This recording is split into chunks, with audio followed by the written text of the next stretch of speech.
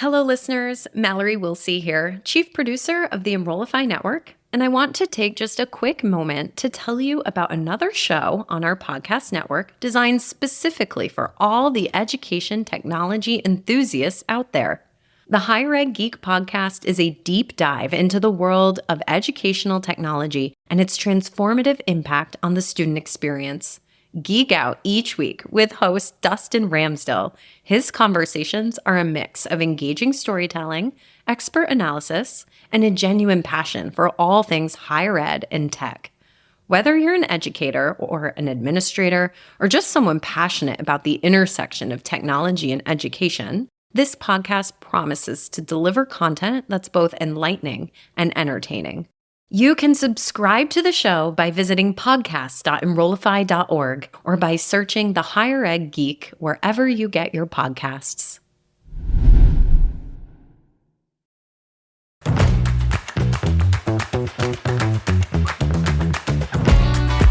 Welcome to Talking Tactics, a podcast that gets you results. Each episode features a single tactic implemented with limited resources that moved the needle in enrollment in some way. I'm your host, Day Kibbles, Strategy Director at Ology, a marketing and branding agency for education. Join me every other week for discussions with some of the most clever folks in admissions and enrollment marketing, doing the work day to day, just like you. Talking Tactics is a part of the Enrollify Network, a robust collection of podcasts designed to help higher education professionals like you grow. Explore our other shows at enrollify.org or check out some of my personal favorites, linked in the show notes below. Enrollify is made possible by Element 451, the leading AI-powered, all-in-one student engagement platform, helping institutions create meaningful, personalized, and engaging interactions with students. Check them out at element451.com. Hi again, listeners. Welcome back to Talking Tactics. My name is Day Kibbles, and I am your host on this audio adventure. On the show today, we will hear about a really cool event tactic from John McGreal, the Dean of Enrollment Services at Waukesha County Technical College in Pewaukee, Wisconsin. He's smiling at me right now because I pronounced all that properly. John has been an enrollment professional for his entire career and has worked for multiple types of institutions. He has also served on the Affiliates Precedence Council for NACAC and as a member of the Precedence Cycle for Wisconsin ACAC. The tactic he brings us today is called Admission Accomplished. And honestly, I love the name, but it's also a really cool event format that was created by him and his team. And it welcomes students at any stage of the funnel to campus. And what they've seen is that they get 72% of the attendees to leave the event completely enrolled. Wow. Welcome, John. Thanks so much for having me. Are you so proud of me? Waukesha. I'm so proud. It takes a few swings sometimes. So you got it right off the bat. So that's great. I could say it 10 times now. Waukesha. You'll never forget it. All right. So let's talk about admission accomplished. Yeah. Can you take us back to where it all started? What were you trying to accomplish? We were trying to solve a yield problem. So I was looking into data when I first started at WCTC about 2 years ago, or almost 2 years ago at this point, and seeing they were having an issue of moving students from orientation to enroll. And so we were talking about, hey, what would you do for a student that just dropped in? And so what we decided was just promote our services normally, right? And say, hey, come during these 2 weeks. We tried to make it look like an event, even though it wasn't really. Just drop on in. We'll get you through, do what we can. Didn't really take off that well. So we went kind of back to the drawing board and said, okay, well, how quick can we take a student from wherever they were in the funnel and get them to enrolled? So I sat down with a few folks on campus and we started talking about, all right, when should we really do this type of event? When does it make sense for the fall semester? And what all can we reasonably do in a short amount of time, right? 4 or 5 hours. How can we do it? And what's going to be a low cost lift? I didn't have much budget left. So we were trying to figure out what can we do? I'll be honest, the idea came up and then I really have to hand it to 2 folks on my staff, Kaylan, who's our director of recruitment and engagement, as well as Wallace, who's our enrollment events specialist. And they really took the idea and ran with it once we kind of came with where we were. And so what we got down to was in an afternoon, we could very likely take someone, if they gave us enough time, we could take someone from the point of applying all the way to leaving registered for classes. And I think there's some definite direct applications to four-year schools too, but we can move students through very quickly. So now we're at a spot where a student walks in the door and they can leave enrolled. If they get there at 1, they can leave enrolled by 5, right? Or even a little bit sooner, depending on what they need to do. And it really depends on the different pieces that they have to accomplish within our funnel. And as you said, we had 72% of students leave enrolled over the 4 times we've run this. So what I really like about that is that essentially, a student could walk in really confused about the whole process and they basically get this incredibly tailored experience to get them through it. So you're not really just solving a yield problem anymore. This is access. This is incredible. Yep. But anybody who has ever worked in admissions right now has 10,000 questions, right? About how you made this happen. So you had this idea, let's make an event, no matter where they are, they come here, we get them out enrolled. So talk us through how your team actually made this happen. So, I have 1,000 questions, from what if they didn't have transcripts to how many events did you have to do, to how did you promote it, to who needed to be there, everything. Just walk us through how you make this happen. Yeah. So first off, let's start with how we promoted it, right? Because that's how we get people in the door, and then we can walk through how a student gets through the whole event. But you said, hey, I love the name of that event. I can't take any credit for it. I'm a fake marketer at best. My colleagues in the marketing office came up with this idea of Admission Accomplished. We have a partner event that we're working out the kinks with it called Admission Possible. So we kind of were playing the words off each other a little bit, but so I'm here for it. They came up with this idea, and the whole thought was, let's promote it to anyone who's in our funnel actively, right? Whether they have started an application. The only criteria was they had to have at least started an application or further along. And what we decided to do the first time around was we're going to put every student support service that we could into one space. On campus, that's our RTA. So if I throw that out there, that's where it comes from. But it's basically a pretty good sized square room. And we brought in financial aid, academic advising, career services, mental health counseling, testing, admissions. I think that's everybody. Basically, anyone in the student services division had representation there. An assembly line almost. More or less, yeah. And so when a student, a horseshoe is how we set it up. But yeah, basically let's just walk them down the line, right? Who do they need to see? And if there's a pain point, cool, they can pop off to one of these support services to understand, how am I, accessibility, that was the one I didn't mention. How am I going to be able to bring my 504 plan or my IEP plan here? Yeah. Right. So having some of those generic conversations as well in that space while they're working through the rest. So we promoted that way. We advertised solely to that list of students who were already in our pipeline. So it wasn't a massive list. We did do some social push. We did do some digital marketing, but not a ton. Because again, we're trying to keep it pretty low budget. Luckily, we had some grant dollars that I could throw towards it too, which helped. But basically, a student then would come in. If they were pre-registered, they would get a checklist of what they had already done and what they still needed to do. Cool. All right. So then as they're being checked in, they're handed this. The great thing for us is if they were pre-registered, we could do it in advance. If not, we're filling it out there for them right away, saying, hey, congrats, you've already got your transcripts in, you've already got this in, and let's kind of take you through. So then they would look at that list and see, here's what we need to still accomplish and get it done at Admission Accomplished, right? So here's where we're at and what we need to do. They could even go as far as, you asked if they didn't have transcripts, for instance. Well, testing was available to provide AccuPlacer testing for students so we could place them into courses.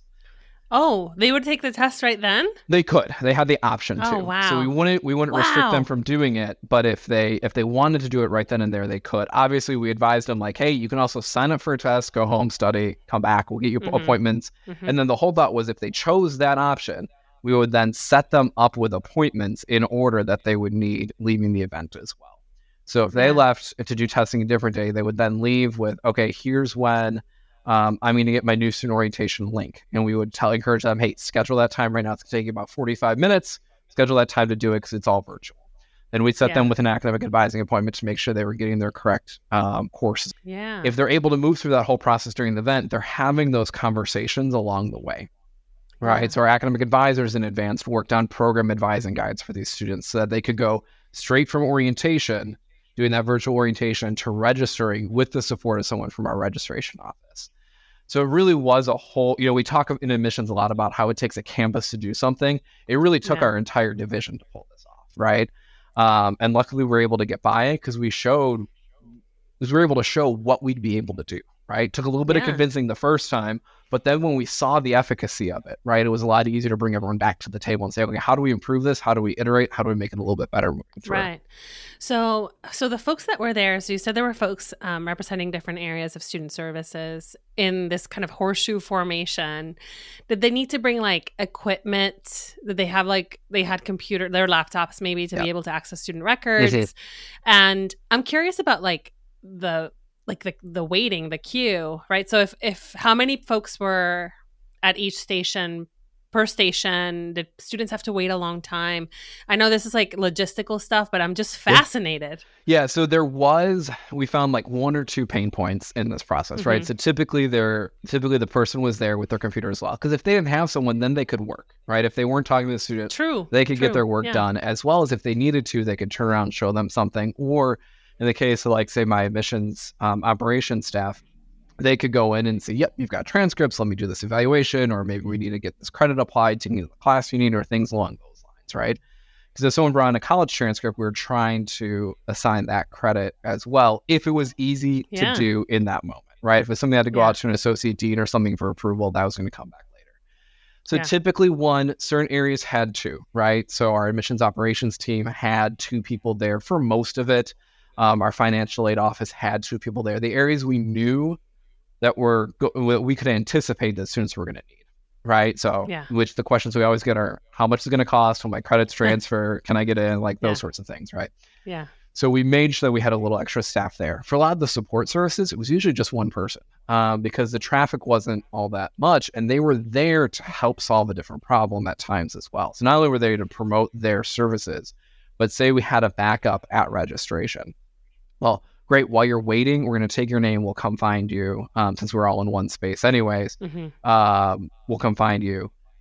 But while you're waiting, why don't you check out what advising looks like? Why don't you check out what career services can do for you? Things along those lines. So they're getting important information all along the way that's going to be valuable for them in the long term. So we did see that there was a bit of a hold up with academic advising and getting those guides out. So we pivoted, right? We made sure that we were getting so instead now we have a team site that has people who are walking in. So we did accept walk-ins too, which is a little bit crazy, but we managed to pull it off. That if someone walked in, they could know, academic advising would know in advance, hey, this person just walked in, John needs an advising guide. And while I'm working through, or John's working through that process, they're working on the advising guide, right? Yeah. So by the time they get to that point of sitting down with registration to sign up for classes, they have that advising guide to know what classes they're taking that first semester, or what classes they should take that first semester. You know what this made me think of right now? Like during that waiting time, it might be cool to have current students there too. That it's kind of like this informal, go sit down here and ask some questions. Yeah, so we did that with our second iteration of this. Oh, yeah. We brought our student ambassadors in. So they were there. They were also available to give tours or help students through, be at the checkout to celebrate with them, and a few things along those lines. So we did that. For a little while, we offered like tours and a scavenger hunt across campus. We found out that wasn't really utilized that much. So we kind of nixed it and pivoted, right, to have it be more informal. So that students were, again, getting what they need right in time in the moment to be able to finish what they're there to do, which was to enroll in classes. Yeah. So you mentioned just a second ago that the first one took a lot of convincing. I'm curious to hear like what some of those challenges were, like especially the first couple of times when you were still iterating. What barriers did you encounter? Yeah, some of it was our academic advisors are programmatic advisors. They're not generalists. So like getting the right student to the right advisor was really important. So that's where, hey, can we do the guides in advance for the students we know who are registering, right? That makes that a little bit easier. So instead of necessarily everyone needing a one-to-one appointment, they didn't necessarily need that. So that made it a little bit easier for the academic advisors to get with the right student, make sure they're getting the right courses and things. And we have 150 programs at my institution. So my goodness. There's a lot of moving pieces to kind of get through in something just like, or in something as simple as just creating that Yeah. So we had to be able to go through that process as well. So there was some hesitation there, as well as just logistically, how are we going to do this, right? If a student doesn't come in with transcripts, even though they're encouraged to bring them, how are we going to get them placed into courses? That's where testing came into play. We said, okay, well, how long do you need for a student to do a test? They said at least 90 minutes, possibly 2 hours. So, okay. So in our communications, we had to build that in to set the right expectation for the student.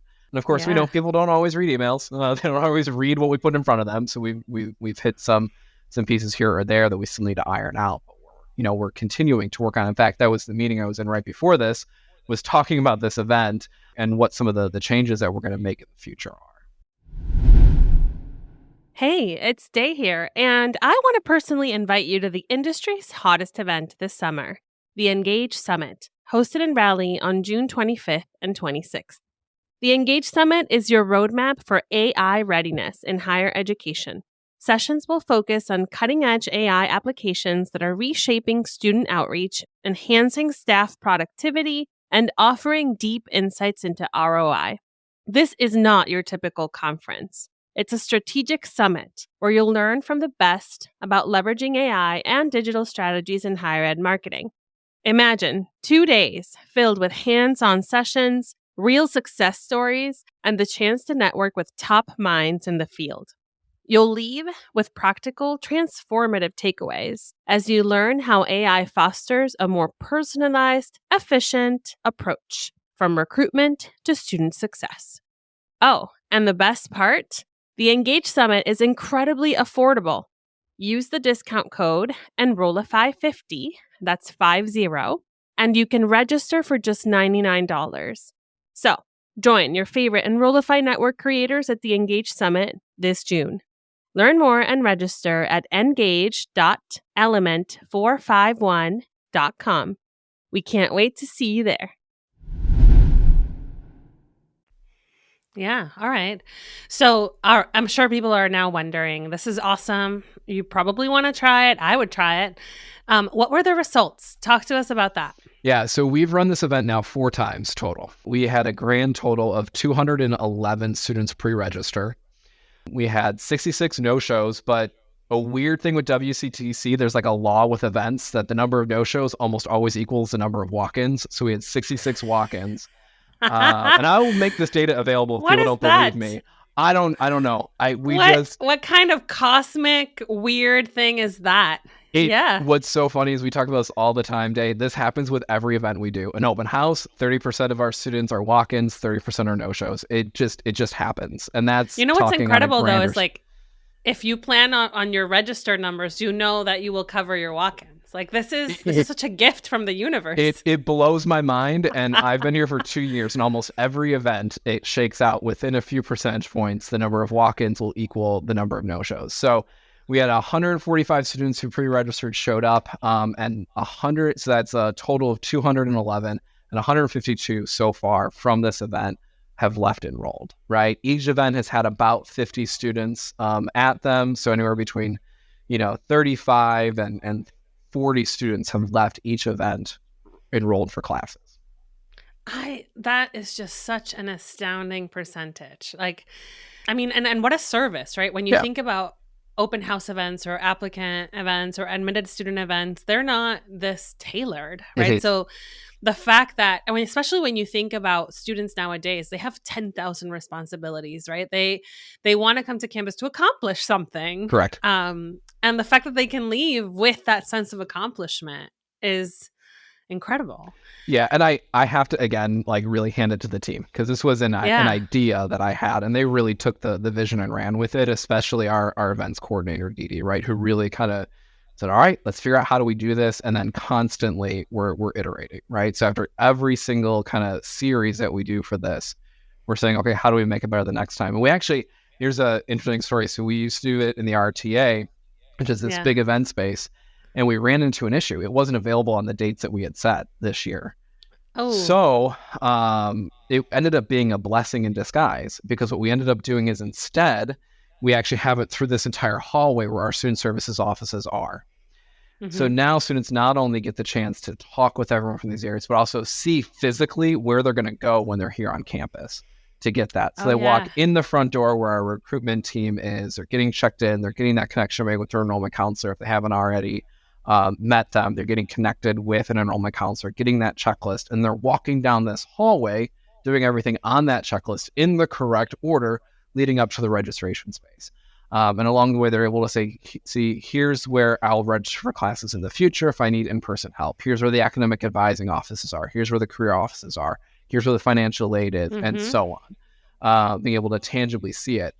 And at first, I will be honest, I was super skeptical. And I was like, I don't know, guys. I don't know about doing this in a hallway. Like, maybe we need to move this whole thing to a different space on campus. And the team looked at me and said, just trust. And I said, okay. And I did the thing that I needed to do, which is get the heck out of the way. Yeah. And sure enough, it worked out really well. In fact, our president walked through the event and he was like, it was funny. He reiterated, he's like, I had a little concern about doing this in the hallway, but this works really nice. And it just moved everyone down, which was great.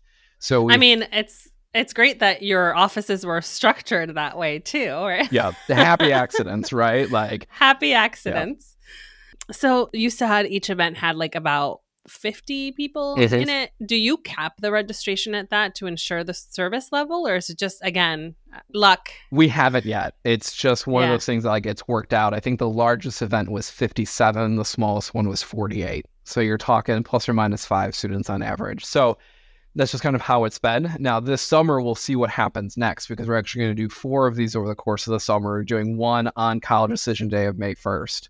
And then 1 in June, and then 2 in July leading into our fall semester. So we'll see if they continue to bring in that same number. We may find this is too many. Maybe we need to pull it back to 2 again or to 3, but we'll see kind of how that goes. But that's the whole thing about an iterative process, right? You're constantly looking at how do you make it a little bit better so the next time you're able to serve students. And maybe we do get to the point where we've got to cap it, right? Because maybe we're seeing all of a sudden we've got 100 people showing up and we're just not set up to handle that perhaps, right? And we discover that along the way. But I do think that's one of the benefits of offering more of the same event, because if we see, okay, hey, now we're only getting 40 at each of those, well, maybe we need to do 3 because we'll get back to maybe 50, 55 and have the same volume coming through. Yeah. And you save time, staff, resources, right? Correct. So I'm curious, at the end of this process, when they walk out enrolled, do you celebrate them a little bit? Do you anything cute? So this time around, there was like popcorn and some like stuff that they could grab, but that's one of the pieces that we're working on for the future is what is that celebration moment at the end? We talked about having myself there, our VP, possibly our president, all taking some time to just kind of hang out there. And when a student leaves enrolled and they tell us they leave enrolled, maybe there's a handshake or a photo or some sort of celebration, whatever the student feels comfortable with. We tried to do a photo booth at one of our events in July for this one, for Admission Accomplished last year. And no one really took us up on it. So we don't know if it's really a photo or if it is just like hey, congrats, I'm so excited, welcome to the family. Maybe here's and maybe it's someone handing them a t-shirt, but they get a t-shirt and some swag when they leave for it. But adding some other element of excitement. So now that we've got like the structure of the event down, now we can really go into like making it a lot more exciting, making it a little bit of a pep rally and having that opportunity. Yeah. Wow. There's so much potential with this event and I'm just so excited about it. I want to do it. I'm going to show up at Waukesha and come on down. I just wanted to say Waukesha again to see if I still could do it. You got it. I did it. All right. So is there anything else you want to share about the event that you haven't shared yet for our listeners? Truthfully, no. I mean, the beauty of this event is in the personalization that the student gets, right? So if you're going to try to do this, just keep that in mind. And to your point of like, you have to cap registration, really be cognizant of that as well, right? Because we all know that the more volume that comes into something, the more likely it is there's going to be a hiccup or there's going to be a pain point. And continue to find ways to refine that and improve that and remove those pain points. The way we run it works perfectly for us. If you were to take it, replicate it, do exactly somewhere else, you're probably going to make some adjustments. So just think about what those adjustments should be for your institution. If I were to take this event, do it at a 4-year, there's probably some changes that I would make to make that a little bit more feasible as well. Yeah. And I'm thinking, even things like maybe make it college specific, like program specific, so that your advisors are super familiar with the general education requirements. And I think volume is the key here, right? You really do want to keep that personalized experience. So what does that mean for your institution? How many people do you invite? Right. And you mentioned Admission Possible before. I just out of curiosity, like what's the difference between Admission Possible and Admission Accomplished? Yeah. Admission Possible is meant to be more application generation, where Admission Accomplished is meant to be yield, right? So Admission Possible is based off of having hands-on activities. So our slogan at WCTC is hands-on higher ed. So we want to provide students an opportunity to see what their education can be like through that event. Okay. We're working on it. It's an okay event. Yeah. We're working on it. We like it. We just don't feel like we're necessarily deploying it in the exact right way that we want to. Yeah. That's a bit more of a lift, right? Because it involves a lot more of campus. It involves lab space. It involves time and money for instructors and things like that. But it's a cool event. We just got to do it the right way, right? And so we're in that iterative process now of trying to figure it out and what makes the most sense. Well, when you do, you're always welcome. You and your team can come back and talk to us about Admission Possible. The one thing I'll say about messaging on Accomplished that was really important when we were talking about it was our campus was used to open house. That brings in about 1,500 people to those events. And so when they started hearing registration numbers in the 2 digits instead of the 3 and 4 digits, people were like, ooh, is this going to be worth our time? And so we learned very quickly that we had to set expectations right. This was designed to be hyper-personalized and intimate, which means it's going to be smaller, right? But the return on that investment is going to be hopefully as impactful, if not more. You're ending this event with enrolled students. Correct. Like that's what a way to measure ROI, right? Yeah. All right. Well, thank you so much, John, for sharing your team's super successful Admission Accomplished event with us. My pleasure. If you're listening to this in deep yield season, go try something like this right now. As John said, there might be things that you need to change, but the idea is keep it personal, keep it specific, keep it high impact, and use the fact that we know our process to help students through it and help them leave enrolled. Remember, you don't have to change everything all at once to see big success. All you need is one good tactic at a time. So keep walking the walk and talking the tactics.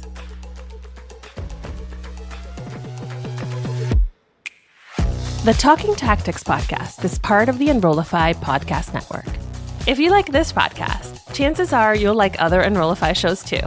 Our podcast network is growing by the month, and we've got a plethora of marketing, enrollment, and higher ed technology shows that are jam-packed with stories, ideas, and frameworks, all designed to empower you to be a better higher ed professional.